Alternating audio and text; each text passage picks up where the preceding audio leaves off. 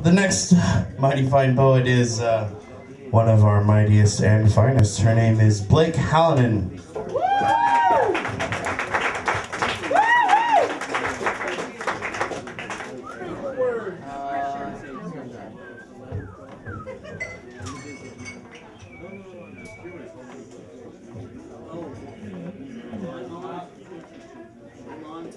This one's not new, but I did work on making the performance part better.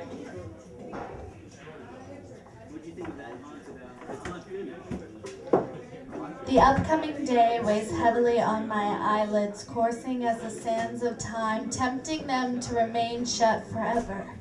The world cannot harm me if I refuse to let it in. But I know I cannot lie here forever. I will not lie here forever. I will get up and get ready and go on, and in so doing transform the infinite possibilities of my existence into a singular course for a singular day I awaken. The upcoming day weighs heavily on my throat, muscles exhausted from attempting to make my little voice heard and understood. How many words have I spent trying to correct confusion, mistakes, misappropriation? How tempting to remain silent so my ideas cannot be stolen and put to ill use. But I know I cannot remain mute.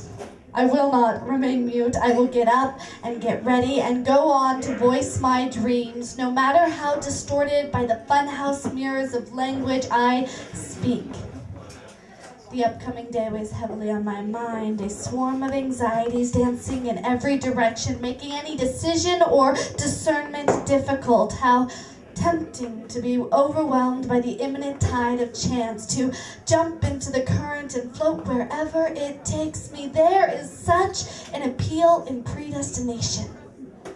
How delightful would it be to open the morning paper, turn to the weather forecast, and read about temperature, precipitation, cloud cover, but also about emotions, ideas, important and trivial events, all the weather inside my head captured on paper and ready to read daily. There's a quiet start to the day. Long classes building up to the freedom of the weekend. Plan ahead for Friday night. Kissing, chain-smoking friend will place you in the mid to upper 40s, putting an end to the dry spell that was formerly your love life. The brewing storm of relations with the best friend will reach a breaking point Saturday morning.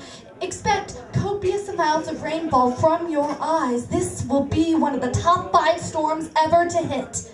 There is a high likelihood of environmental destruction.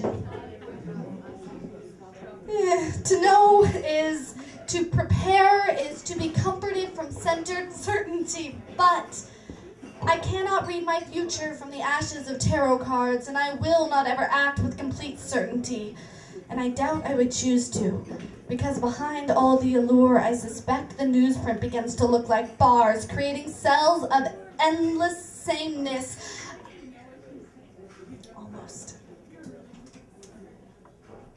My anxious, dancing mind suspects something sinister behind the well-meaning, always smiling weatherman.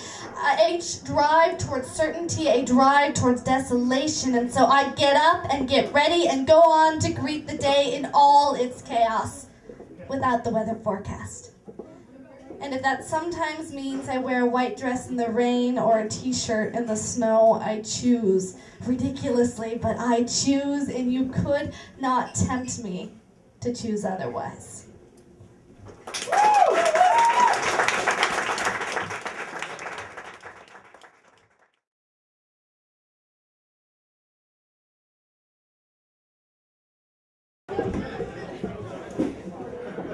So am I.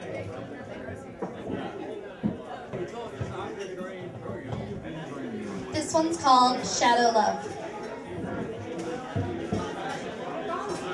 The summer I met you, I was writing a novel because I was bored at work and I wanted to seem cool. I wanted to seem like I was more than this hostessing, waitressing, dishwashing gig, but I wasn't. Not really. Anyway, my writing was stinted, awkward, and eternally unfinished, but my serving was prompt, attentive, and accompanied with a smile. I earned damn good tips, and the frequent phone number from men twice my age. But it worked. Well enough to capture your attention. Tall, thin, and lovely, you noticed me. The scribbling across my serving pad, an invitation to conversation, our introduction.